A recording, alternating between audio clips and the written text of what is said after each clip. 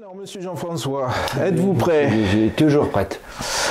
Attention, il risque d'y avoir des quiproquos sur le... C'est pas grave, c'est mon côté féminin qui parle.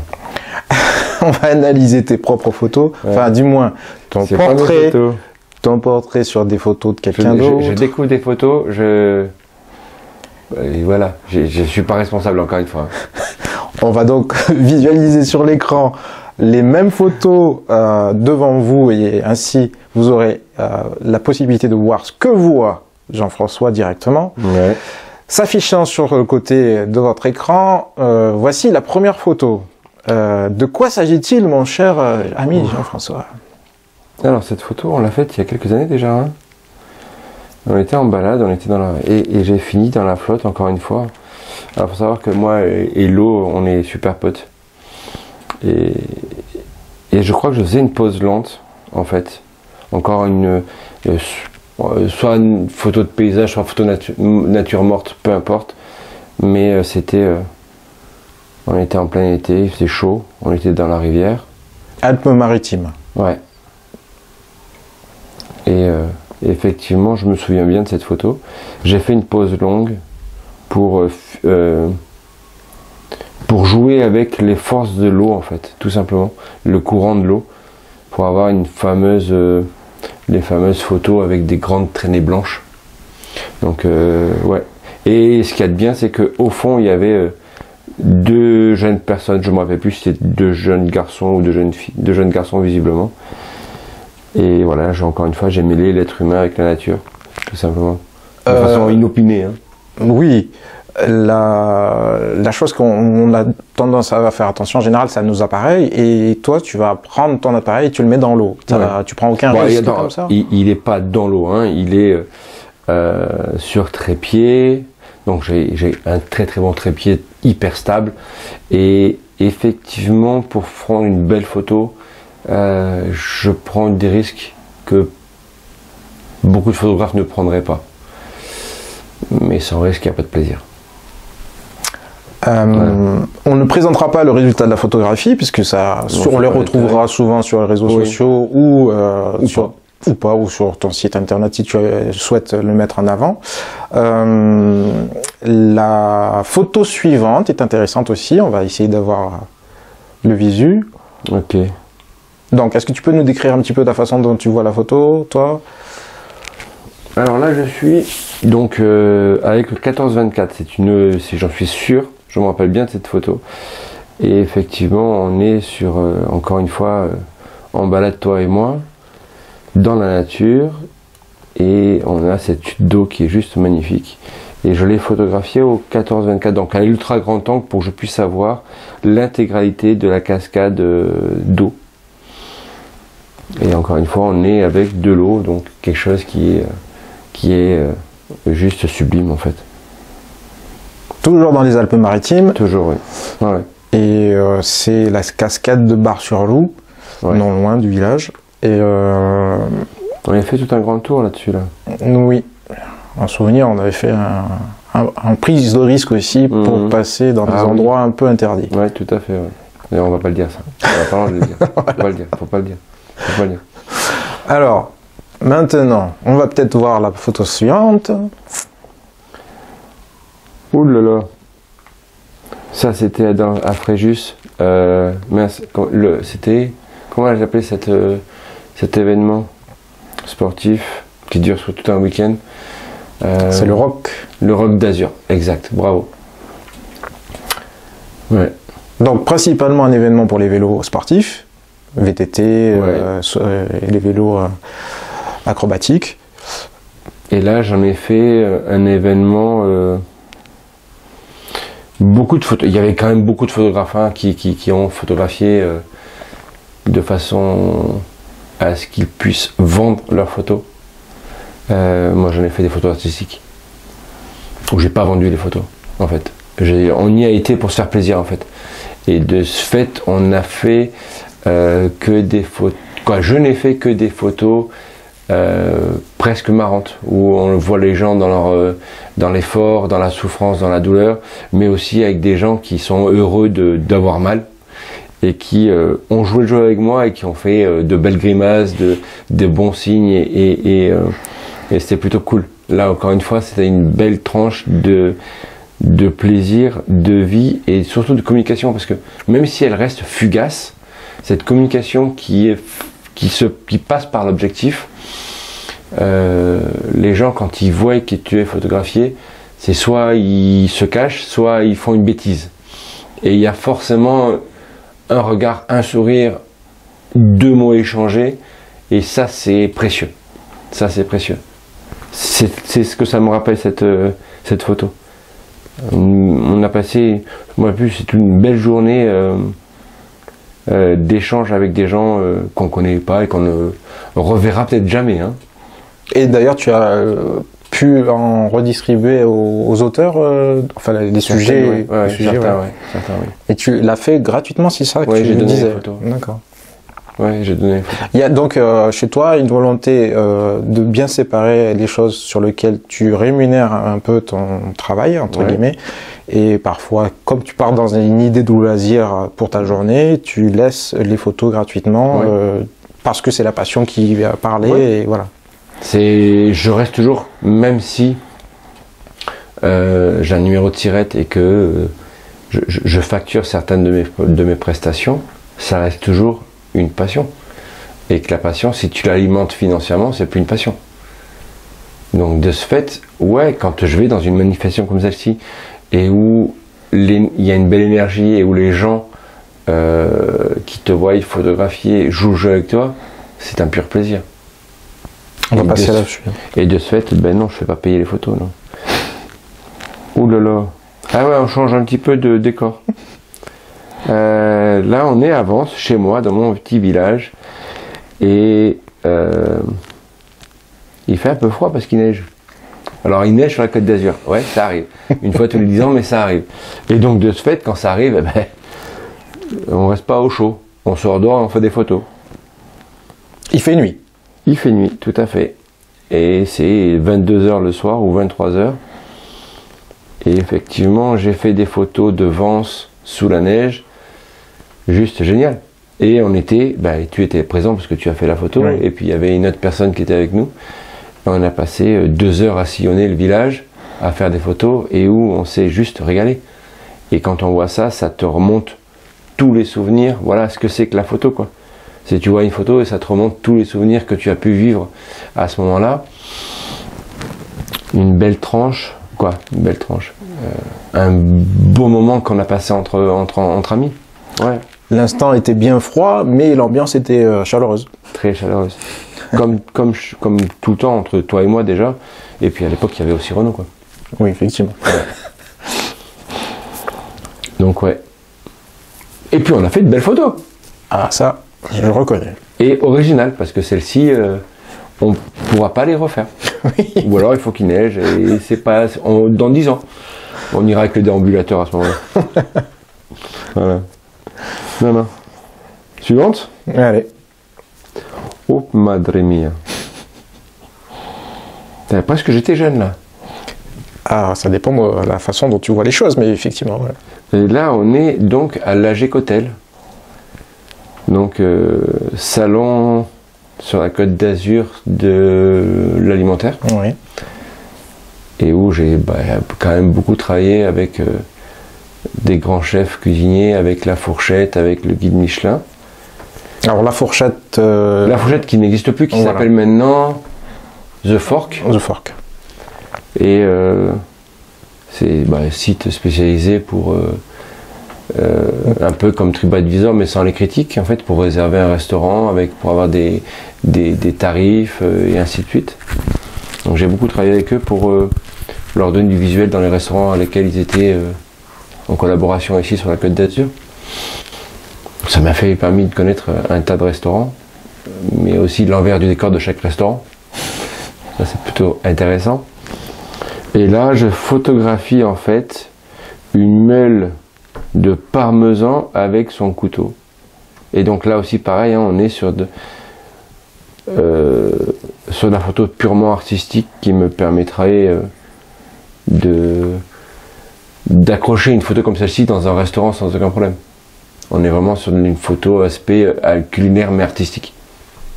Alors, le mot culinaire, bah, parfois les nouvelles générations ne le savent pas trop, ça voulait... C'est tout ce qui comporte, tout ce qui est la cuisine, l'alimentation, la restauration, tout ce qui est alimentation en règle générale, quoi. Métier de bouche et aliments.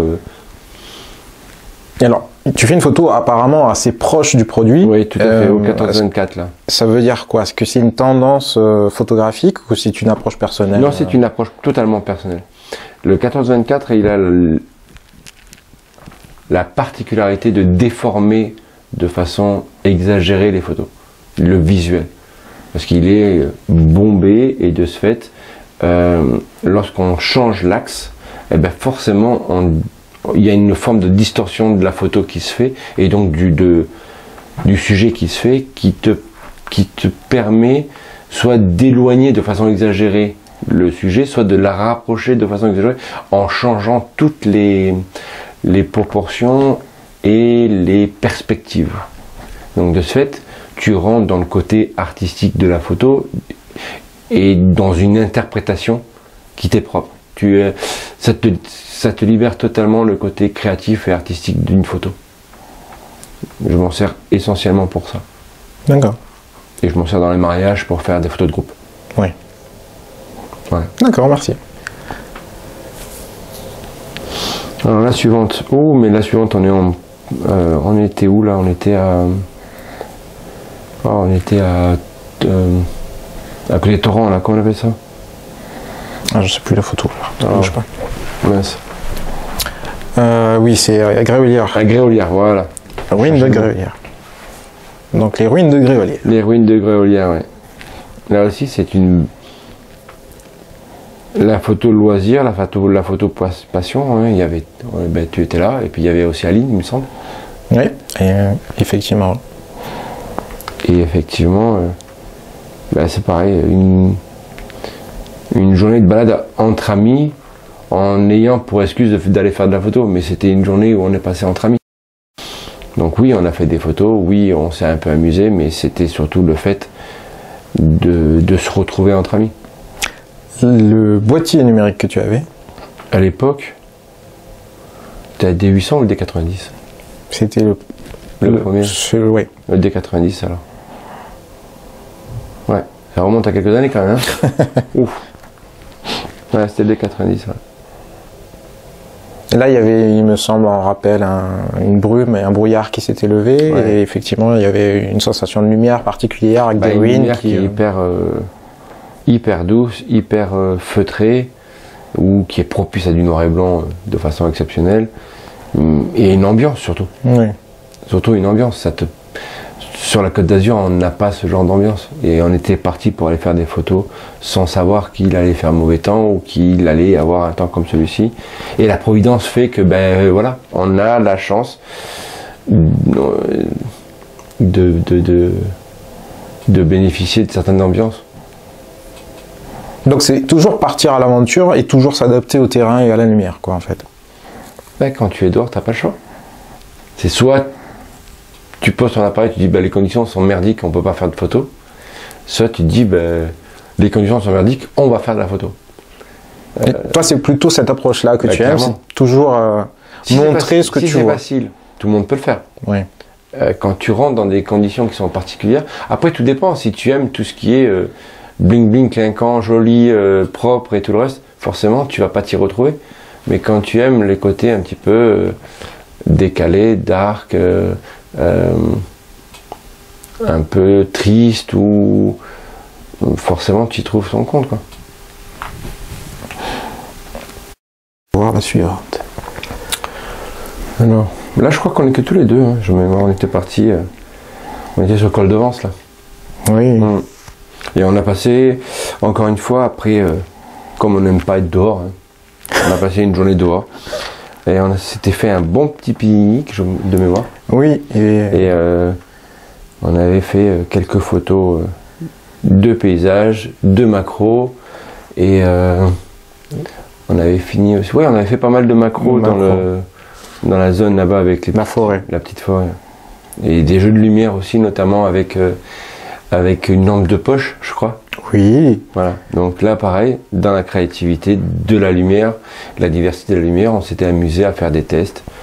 Et c'est le prétexte pour être avec un ami et passer une belle journée dehors à respirer l'air frais, quoi, en gros. Ouais. Bon, pas grand chose à dire là-dessus, quoi. Si. Ah bah c'est à ta discrétion personnelle. La suivante. Ah, la suivante. Avec Camille et Laura. Ben, c'est tout à fait ce que je disais tout à l'heure, hein, c'est vraiment photo en extérieur avec apport de lumière artificielle pour soit déboucher les ombres, soit éclairer une partie sombre et venir renforcer la lumière naturelle. Donc une jolie fille dans un joli cadre photo. Donc ouais, une belle après-midi, je crois. Une belle après-midi qu'on avait faite avec ces deux filles. Il y avait une belle énergie, une belle ambiance. Tout le monde était content, tout le monde était souriant. C'est ouais, une belle journée, ça. Ouais, mais c'est vraiment tout à fait ça. C'est le côté lumière naturelle et lumière artificielle qui viennent se mélanger. Tout à fait ce que j'aime. La suivante. Ah, je suis encore dans l'eau. Comme c'est bizarre. Pareil, hein, on est dans le Var cette fois-ci, pas loin de chez toi. Et tu m'as fait découvrir une petite rivière très très sympa où on a pu faire de belles photos, notamment quelques poses longues et quelques photos ultra rapides. L'une pour figer le mouvement dans les photos ultra rapides et la deuxième en pose longue justement pour ne pas figer le mouvement et laisser de belles traînées dans l'eau. C'est très bien. Vu l'anecdote qui s'est passée vis-à-vis des chaussures, qu'est-ce que tu conseilles pour aller dans les rivières du coup? Prenez une bonne paire de baskets. Ça vous permet de ne pas vous faire mal aux pieds, d'être stable et d'assurer vos mouvements. Quand vous avez un peu de matériel dans les mains, c'est bien d'avoir une bonne stabilité au niveau de vos pieds. Donc de prendre une bonne paire de baskets. Quand je dis bonne, c'est une vieille paire de baskets, mais qui vous tient bien dans les pieds et qui vous permettrait d'assurer, même si vous marchez sur un caillou un peu pointu, de ne pas vous faire mal et de ne pas perdre l'équilibre et de ne pas tomber. Et donc de ne pas faire en sorte que votre appareil devienne insubmersible. C'est important. Par rapport au courant aquatique, tu prends des risques jusqu'à quel niveau? Parce que il y a des moments où le courant peut être de gros gabarits, de grande force. Tant que moi j'arrive à être stable dans l'eau, j'estime que je prends peu de risques. Ou que mes risques sont plutôt mesurés. Voilà. Et tu restes toujours près de l'appareil? Toujours. Ah, presque à le tenant, parce que... Toujours. Voilà. C'est-à-dire que si jamais il vient, le trépied venait à glisser, à être emporté tout le reste, j'ai toujours la possibilité de le prendre poids et volume et de le soulever, ou qu'il y ait, je sais pas, un chien qui passe et qui éclabousse, qui vienne faire tomber le trépied. Enfin, pour tout impondérable, il y a la possibilité que je puisse le prendre et le soulever instantanément, quoi. D'accord. Pareil, il y a quand même plusieurs milliers d'euros qui peuvent être posés sur le trépied. Il faut jouer la sécurité quand même, quoi. Il faut être certain, quand je pose le trépied, je suis certain que le trépied ne bougera pas de lui-même. D'accord, bon, voilà, c'est des bons conseils à viser de Monsieur Jeff. On va voir donc la prochaine photo. La suivante. Ah ben on est encore en balade dans le Var. Et là je suis de mémoire avec mon 50 mm. Donc là pareil, si j'ai pris mon 50 mm, c'est qu'on était en fin de soirée. Donc une lumière descendante qui était en train de devenir de plus en plus discrète, la lumière. Donc il commençait vraiment à faire nuit. Et l'avantage du 50 mm, c'est que on peut faire de la photo un peu proche. Et deux, c'est qu'il a une capacité de luminosité qui est juste extraordinaire.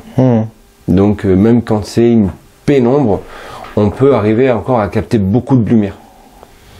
Et ça permet de pouvoir jouer aussi avec une profondeur de champ qui est très très courte.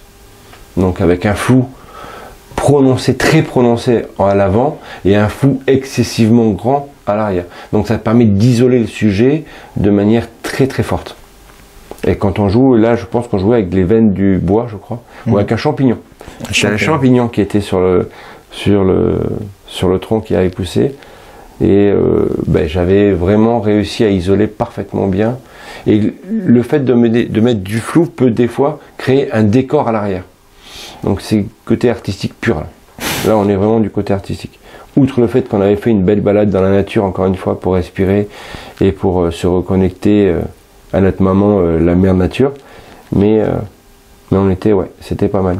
Une belle journée. Ah. C'est bizarre, c'est encore de l'eau. Quand je vous dis que moi j'aime pas l'eau, c'est quand même grave. Ouais. Ben là c'est pareil, hein, on est dans la même rivière que la photo d'avant, je pense. Hein, ouais, oui, exact. Ça. Et alors je confirme que c'est la dernière photo. L'avant-dernière. L'avant-dernière. Et là pareil, quoi, je suis avec mon appareil qui est à fleur d'eau. Le courant est plutôt calme. Donc je peux me permettre de laisser l'appareil le plus bas possible dans l'eau, parce qu'il n'y a pas de remous. S'il y avait des remous, c'est un peu plus compliqué, mais comme l'eau est toujours au même niveau, je peux me permettre de le descendre plus bas pour pouvoir vraiment avoir une prise de vue peu commune. Et c'est le but, et c'est toujours pareil, là aussi, quand je fais cette photo-là, je garde toujours une main posée sur le trépied au cas où. Toujours des photos de pose longue quand il y a de l'eau. C'est pas obligatoire. C'est pas obligatoire. J'aime les poses longues parce que je trouve ça très très très joli. Mais suivant le mouvement de l'eau, je peux très bien faire. Et si j'ai des bonnes conditions de lumière, je peux très bien faire une prise très rapide ou un 8 millième. Donc un 8 millième, 8000 fois plus rapide qu'une seconde. Mais pour ça, il faut avoir beaucoup de lumière. Donc c'est des fois pas évident. La suivante, ça correspond toujours à la même chose. Hein. Donc je suis toujours avec mon trépied, avec mon grand angle. Ouais, oui, avec mon grand angle. Et là, je fais une prise complète de toute des petites chutes d'eau. Donc pareil, toujours dans l'eau et toujours avec ce rapport que peut m'apporter l'eau. J'adore l'eau. Bon. Et c'est fini, monsieur. Bien. Des questions? Ah il semblerait que non, merci en tout cas d'avoir participé à cet exercice un peu compliqué, parce que évidemment de se décrire personnellement et ensuite d'avoir à revisiter un peu ses propres portraits réalisés par quelqu'un d'autre, c'est pas courant. Je les connaissais pas. Hein. Ouais. On laisse évidemment avec beaucoup de surprises la découverte de ces photos, parce que justement l'intérêt c'est de voir vos réactions. Et merci d'avoir participé longuement, mais effectivement c'est judicieux tous tes détails techniques que tu as pu délivrer, les conseils avisés évidemment qui peut-être serviront les futurs passionnés ou les déjà passionnés. Bien sûr. Au plaisir de te retrouver donc dans d'autres aventures, peut-être. Il y en aura certainement d'autres, ça c'est sûr. Et on va donc laisser toutes les références qui te concernent et pour te contacter. Tu mets même mon RIB avec? Oui, si tu veux, mais bon, il faudra me payer avant. Ah, bon, sur l'idée, de manière globale, je te souhaite une très bonne journée. Je te dis à très bientôt. Merci, et n'hésitez pas à venir me rendre visite et à voir mon travail.